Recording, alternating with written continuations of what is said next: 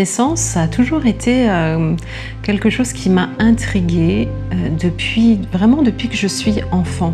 Déjà, lorsque j'avais 4 ans, je disais à mes parents, mais vous ne m'avez pas faite. J'existais déjà avant et je suis juste arrivée là avec vous, je vous ai rejoint. Donc j'avais cette conscience que nous sommes plutôt une conscience, une âme qui vient ici, qui vient s'incarner sur Terre. Et d'ailleurs, quand mon petit frère est arrivé environ 1 an après, pendant la grossesse de ma maman, je parlais à cette âme, je trouvais ça magique, je me demandais qui était cette âme d'ailleurs qui arrivait au travers du ventre de ma maman et que j'allais bientôt pouvoir rencontrer physiquement.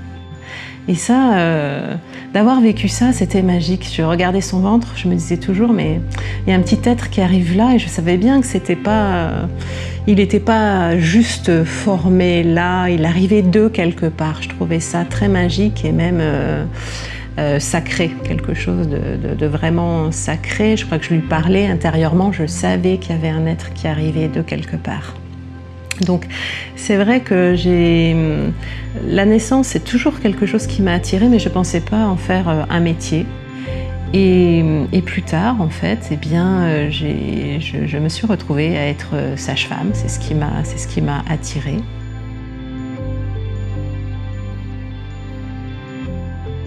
Donc je me suis lancée dans les études de sage-femme. Et c'est un métier où je me suis beaucoup épanouie. Alors, j'ai beaucoup travaillé au départ à l'hôpital. Et j'ai toujours trouvé que c'était des instants incroyables, que j'avais une chance incroyable de pouvoir assister à la naissance de ces bébés et de ces êtres qui arrivent. Et ce sont des instants intimes et je me disais, je suis accueillie moi aussi dans ces instants intimes, je peux aider les parents à accueillir cet être. Et très souvent d'ailleurs en salle d'accouchement, au moment des premiers soins, quand je devais m'occuper de ce bébé, très discrètement, pour pas que ça paraisse bizarre peut-être aux autres, je disais à l'oreille de ce bébé, bienvenue sur Terre, je suis vraiment contente que tu sois ici avec nous. Voilà, donc j'ai toujours essayé d'accueillir le plus humainement possible cet être en me disant mais il vient de quelque part et puis c'est tout nouveau pour lui d'être là sur Terre, donc c'est pas anodin de l'accueillir, ça doit pas être si facile que ça pour lui, donc il faut vraiment être bienveillant, rester à son écoute, ce qui m'a amené petit à petit d'ailleurs à pratiquer des accouchements à domicile, c'est-à-dire à accompagner des naissances à domicile d'une manière encore pour moi plus respectueuse, plus humaine que ce que l'on peut faire à l'hôpital. Et là, j'ai vécu évidemment des moments vraiment magiques. Vraiment magique parce qu'on laisse faire la vie, le courant de la vie, parce que on accueille vraiment en toute intimité. Il n'y a pas de protocole, c'est vraiment des instants presque de communion avec cet être, avec les parents, vraiment des instants, il n'y a pas d'autre mot que magique, des instants sacrés bien sûr.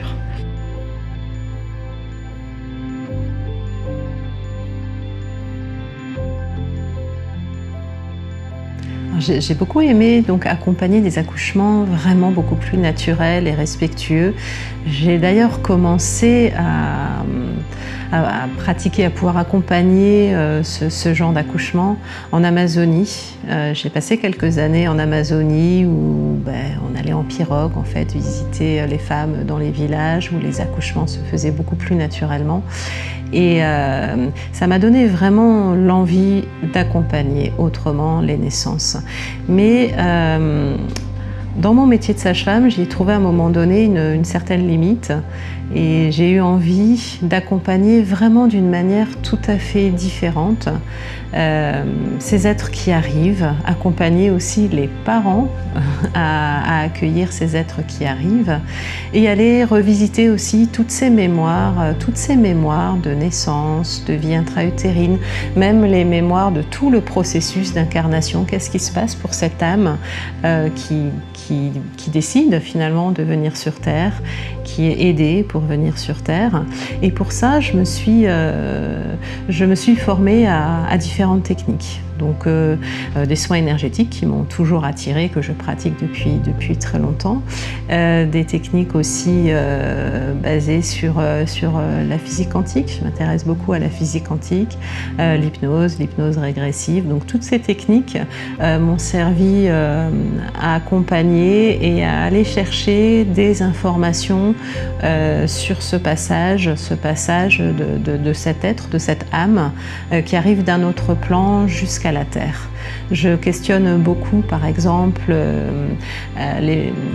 les mémoires cellulaires grâce aux tests de kinésiologie. Donc c'est vraiment un dialogue avec cette partie de nous, notre supraconscience, notre moi supérieur, qui sait nous dire en fait tout ce qui est là en nous, toutes ces mémoires qui sont là en nous et ce qu'elles peuvent créer dans notre vie, dans notre présent.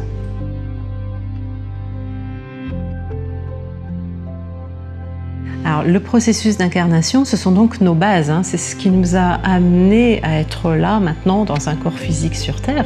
Et donc on a beaucoup de traces en nous de ces bases-là. Ça a laissé énormément de mémoires qui agissent en permanence dans notre présent. On continue à fonctionner avec ces schémas, avec ce qu'on a pu interpréter, penser, croire, ressentir pendant tout le processus d'incarnation. Le processus d'incarnation, c'est déjà comment on s'est senti attiré par cette planète, pourquoi on est venu sur cette planète. Donc c'est vivre cette attraction à cette planète et des rencontres qu'on a fait entre âmes, l'âme de nos parents par exemple, qui allait nous accueillir et pour quelles raisons. On a eu beaucoup d'aide aussi, heureusement, on a des êtres lumineux, des amis de lumière, je veux dire nos guides qui nous aident en fait à trouver le bon lieu, la bonne époque, enfin qu'est-ce qui va être intéressant pour nous en tant qu'âme. Pourquoi venir sur cette planète? Pourquoi venir sur Terre?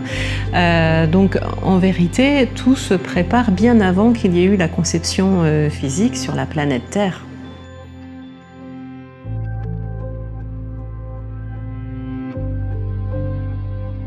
Alors bien sûr, ensuite, il y a la création de notre première cellule, cette fabuleuse cellule qui contient déjà des tas d'informations, une cellule qui est vibratoire, comme tout notre corps d'ailleurs, ça va être le point de départ de notre corps physique en entier.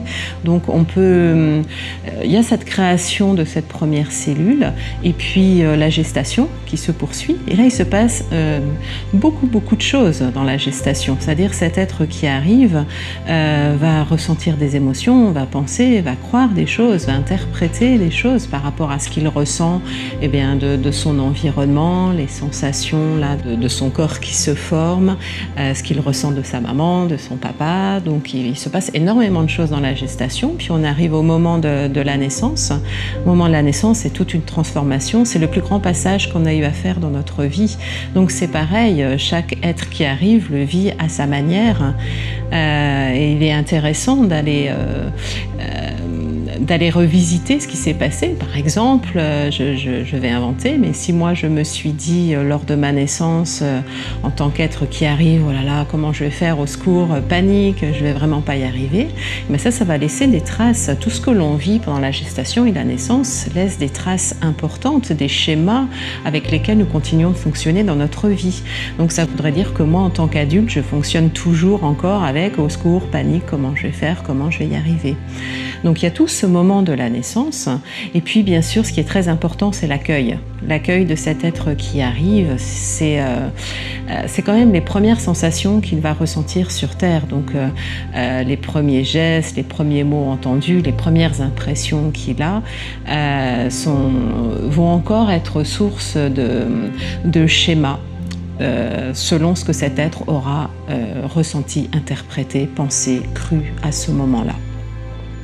Alors il peut être vraiment très intéressant d'aller explorer en fait, d'aller explorer tous ces moments-là, parce que ce sont les points de départ de beaucoup de nos fonctionnements en fait dans notre vie quotidienne. La manière dont nous sommes arrivés sur Terre, ce que l'on a ressenti, c'est le nouveau lieu où on vient habiter. Les premières sensations sont vraiment importantes et vont conditionner tout ce qui va se passer ensuite dans notre vie sur Terre.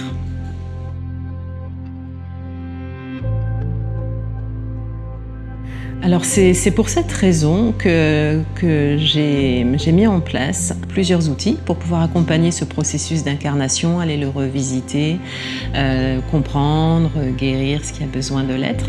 Donc par exemple des soins individuels, j'ai aussi créé des cartes à tirer sur le processus d'incarnation, sur ces différentes étapes du processus, un livre qui l'accompagne et puis un stage qui permet finalement d'aller revisiter toutes ces étapes d'incarnation.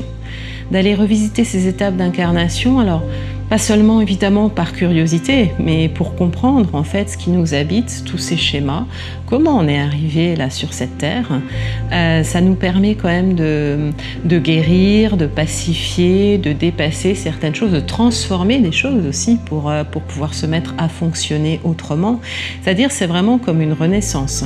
On vient retrouver vraiment l'être véritable que l'on est, toutes nos ressources, tous nos outils, on vient chercher profondément ce que l'on est pour se remettre consciemment au monde lors de ce stage. Alors, c'est-à-dire que l'on revit par exemple l'attraction à la Terre, on revit notre conception. Alors tout ça se fait par des exercices, des mises en situation ou des méditations par exemple.